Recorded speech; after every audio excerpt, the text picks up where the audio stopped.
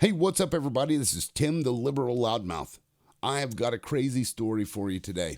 Imagine a super soldier that after World War III comes, and we all know it's coming, right? They're able to just walk out there right after a nuclear blast and not have to worry about anything.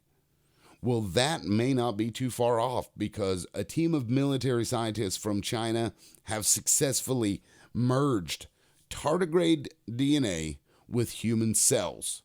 You might ask, well, what in the world is a tardigrade? Well, tardigrade is a little microscopic bear-looking thing. It's kind of a weird-looking creature. I'll put a picture of it up there so you can see what it looks like. But these things are the hardiest creatures that we know about. I mean, they've taken trips to the moon and back. They're able to survive in boiling water or freezing temperatures that are hundreds of degrees below zero. They're also able to survive nuclear fallout. The reason they're able to do that is a protein called a damage suppressor. So by taking the genetic code that allows the tardigrade to produce that protein and then inserting it into the human cell, those cells were now able to produce that protein that essentially encapsulates the cell to protect it from this radiation. It also does other things, but that's the gist of it. So by doing that, now they've got these cells that are protected, human cells with tardigrade DNA inside of them.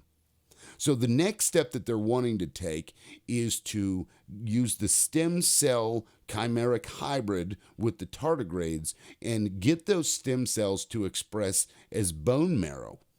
And once you do that, the bone marrow can produce blood cells that now have this specialized protein, so that the blood running through somebody's body has this protein and won't suffer from acute radioactive sickness or ARS. But it also turns out that this genetic protein also will protect from things like diabetes, Parkinson's, any kind of disease that is caused by oxidative stress. That protein reduces or even eliminates entirely that oxidative stress. And even aging is the answer to living forever. Tardigrade DNA?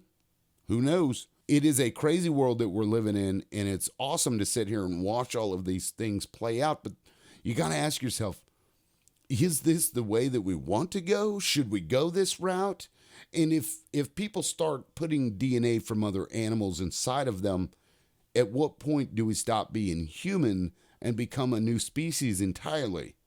I don't have the answer to that question. It's a philosophical discussion, I imagine. But let me know what you think in the comment section below. Do you think this is a good thing, or do you think this is something that we need to regulate the piss out of? I think we should regulate it, but at the same time, I also think the benefits may outweigh some of the risks. I mean, imagine if Fukushima had happened and these super soldiers were available. They could have just walked right in there.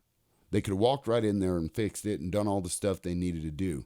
Who knows what the side effects will be? But again, this is kind of new territory for everybody. So who knows what the future will hold? But the way technology is expanding and growing, man, 10 years from now, they could have half dog, half cat hybrids. They could have all kinds of stuff if they haven't done this stuff already. That's certainly a possibility, and you just don't know about it yet. I imagine some of that is true. Anyway, please let me know what you think in the comment section. Is this a good idea? Is it a bad idea? And what do you think would be the point where a person that's getting this genetic stuff inside of them stops being human? Is that a thing? I don't know. Let me know what you think. All right, guys, until next time, this is Tim, the liberal loudmouth. Peace.